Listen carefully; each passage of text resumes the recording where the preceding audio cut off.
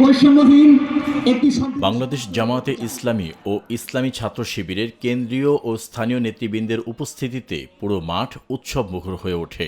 সমাবেশের শুরু থেকেই তরুণদের স্লোগান, জনগণের ব্যাপক উপস্থিতি এবং প্রাণবন্ত পরিবেশে অনুষ্ঠানটি অনন্য মাত্রা লাভ করে। সমাবেশের প্রধান অতিথি দিনাজপুর ৬ সংসদীয় আসনে জামায়াতে ইসলামীর মনোনীত প্রার্থী ও কেন্দ্রীয় মজলিসের শুরা সদস্য মোহাম্মদ আনোয়ারুল ইসলাম তার বক্তব্যে শিক্ষার্থী ও যুব সমাজকে মানবিক মূল্যবোধ ও দায়িত্ববোধে উজ্জীবিত হওয়ার আহ্বান জানান। তিনি বলেন, জাতির সবচেয়ে বড় সম্পদ হলো আমাদের তরুণ ও যুব সমাজ।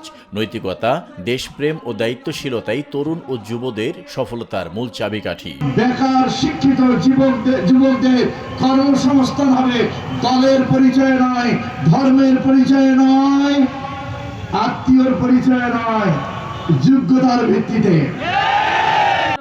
আল্লাহ হাফেজ। সমাবেশে প্রধান বক্তা হিসাবে ইসলামী ছাত্র শিবিরের কেন্দ্রীয় সভাপতি জাহিদুল ইসলাম বলেন, ছাত্র ও যুবরা সমাজের শক্তি।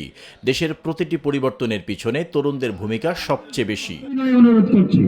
সমাবেশের সভাপতির বক্তব্যে দিনাজপুর জেলা জামায়াতে ইসলামীর সেক্রেটারি ও কেন্দ্রীয় শুরা সদস্য মুহাদ্দিস ডক্টর এনামুল হক বলেন, আজকে গরু মিছিল গোটা বিলাসপুরে মিছিল হবে, কি বলেন ঠিক কিনা? বিলাসপুরে বড় মাঠ থেকে কলেজ বাজার পর্যন্ত মিছিলের শহর হবে ইনশাআল্লাহ। নিরপেক্ষ, সত্য প্রকাশে আপোষহীন।